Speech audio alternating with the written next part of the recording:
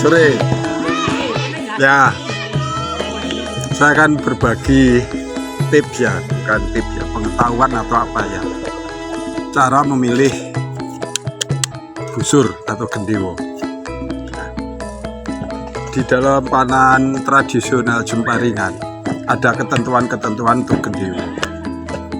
Meskipun jenis gendewo itu macam-macam, tetapi ketentuan-ketentuan pokoknya ada. Yang pertama, tinggi dari gendewo atau busur itu seberapa. Nah, ini harus ada pengetahuan, kalau tidak nanti kita keliru memilih. Di dalam Jemparingan, tinggi yang diizinkan busur itu adalah setinggi alis pemanah tatkala dia berdiri tegak dan busur dalam keadaan dilepas sendengnya. Jadi seperti ini, setinggi alis ya, setinggi alis dilepas. Nah, ini masuk kriteria kalau setinggi alis. Lebih tinggi gimana? Lebih tinggi boleh, tapi itu merugikan bagi si pemanah. Karena kalau lebih tinggi atau terlalu panjang busur ini, dia kurang lecutannya. Terus lagi juga kelemahannya,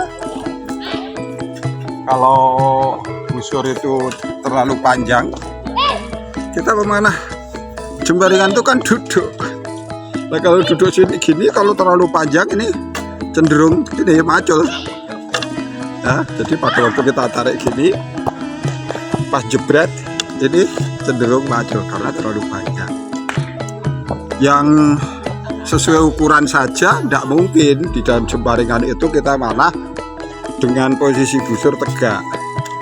Busurnya harus dierengke biar ini, nah ini kan tidak nyangkut tanah gini. Nah, kalau nyangkut tanah segini otomatis nanti tembakan kita akan melenceng. Harus miring. Kenapa harus miring? Tadi di samping untuk menjaga agar busur itu tidak macul tanah, juga ini anak panah itu biar nggak tumpah, nggak jatuh ke samping ya. Kalau tegak itu kan riskan. Jadi misalnya ini anak panah, kita taruh di sini, jendela ini namanya jendela. Kalau tegak kan ini bisa jatuh ke sini, bisa jatuh. Makanya dibuat miring. Nah, dengan miring ini kan ya letaknya itu mapan di pojokan, sehingga ini bisa ditembakkan dengan baik. Jadi yang pertama, setinggi alis. Kemudian tariannya, kan ada busur itu yang berat, ada yang ringan. Satuannya sebenarnya ada LBS ya. Tapi ya itu tergantung dari yang mau pakai juga. Kalau pemula ya cari saja yang ringan, karena otot-otot kita belum kuat. Kalau kita pakai yang berat ini akan nggak kuat, keder. Ini juga tariannya nggak bisa pol.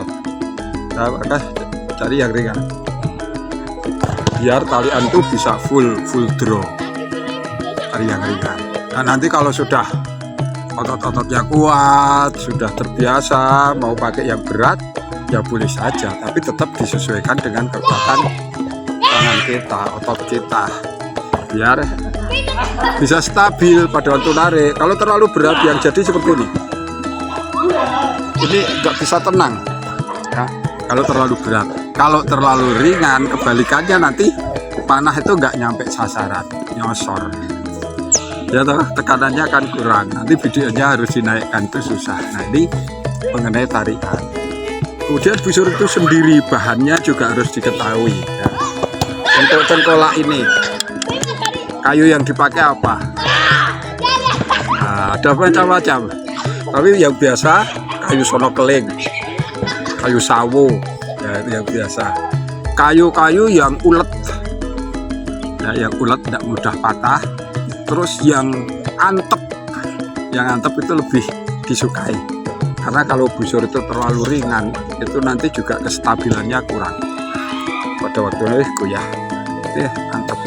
Bahkan kalau busur terlalu ringan, kadang-kadang mereka ngasih pemberat. Ada besi yang ditanamkan di dalam, pakai pemberat.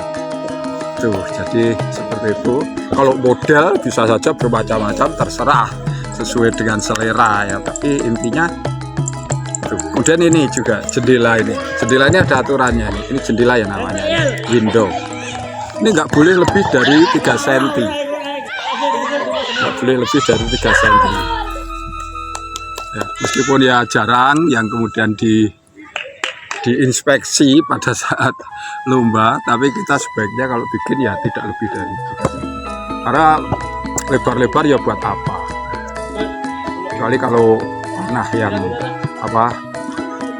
yang standar bu itu memang dia tinggi, karena nanti kita bidiknya itu pakai visir ya, pakai visir. Kalau ini kan insting saja kita bidiknya.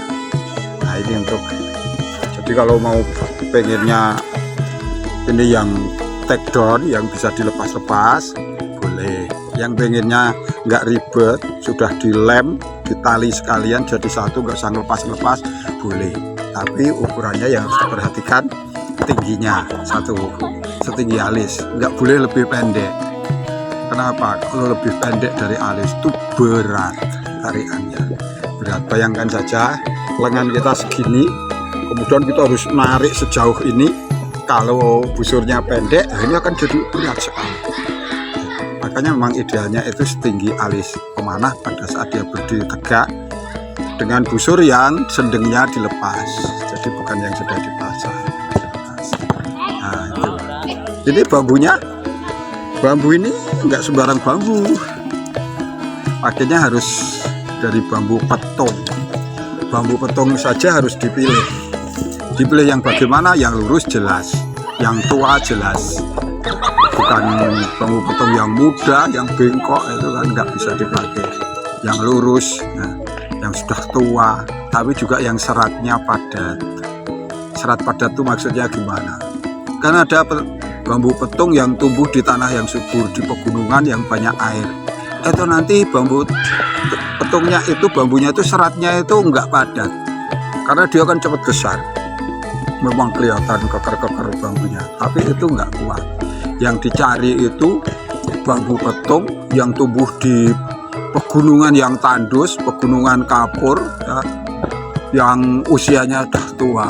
Nah itu nanti akan menjadi bambu yang seratnya itu padat. Ini akan lebih kuat, tidak mudah patah, lentingannya juga lebih oke. Biasanya kalau para pemanah itu niteni bambu-bambu seperti itu kebanyakan berasal dari daerah Pacitan, Magetan, daerah-daerah sana. Itu bambunya bagus-bagus. Jadi kemudian ini sendeng. Ini juga bahannya nggak boleh sembarangan, tidak asal pakai benang kayak benang yang dipakai tukang batu itu nggak bisa dipakai. Ini harus pakai benang yang memang khusus dipakai untuk panahan. Ya, kita bisa beli, kemudian kita buat sendiri seperti ini, diberi lilitan untuk menempatkan ini knock point. Nah, tepatnya kita nyender ke ini. Ini khusus belinya ya. Ada berbagai macam jenis, tapi intinya harus khusus. Ini bahannya itu entah dari apa ya, tapi dia memang tidak melar. Jenisnya kayak nilon, tapi ditarik itu tidak melar, sehingga begitu dilepas bukan bang, itu nanti tidak bisa lari anak panahnya. Ini harus yang ya, betul-betul ini kuat, dan ini bisa sangat tahan lama asal di sini ini terlindungi. Yang sering terkikis itu di sini karena sering ditarik, dilepas. Ya. Nah, ini harus benar-benar halus, dan di sini juga diberi lilitan. Nah, itu. Ya. Biasanya kalau pemanah itu busur tuh punya banyak, nggak hanya satu, tapi selalu ada satu yang disukai, satu yang suka dia pakai khusus untuk event-event tertentu. Busurnya banyak, 1, 2, 3. Ada pengen model kayak gini, model pengen lagi. Tapi nanti kalau sudah tetap yang dipakai yang paling disukai itu saja. Karena apa? Karakter busur itu juga beda-beda. Yang membuat orangnya sama, ya toh, bahannya sama, tapi nanti kalau sudah jadi dipakai oleh orang yang sama, itu juga terasa beda antara busur yang satu dengan busur yang lain. Maka akhirnya busur atau gendewo itu juga jadi alat pribadi yang nggak bisa dipinjam-pinjamkan. Ini ya uniknya di situ Jembaringan itu. Jadi mungkin ya busur saya itu jelek kayak gini. Nah, ini kalau dipakai orang mesti nggak ada yang mau, saking jeleknya. Ini saya buat sendiri hanya dengan menggunakan bendo itu, hanya menggunakan parang sama amplas sama pisau saja, cutter. Jadi, tapi menurut saya ini sudah yang paling enak. Kalau suruh pakai punya orang lain yang harganya mahal, yang pesennya ke tempat orang itu ahli membuat busur, ya belum tentu yang bersangkutan atau saya tuh mau. Ini unik ya, jadi seperti itu Jembaringan ya.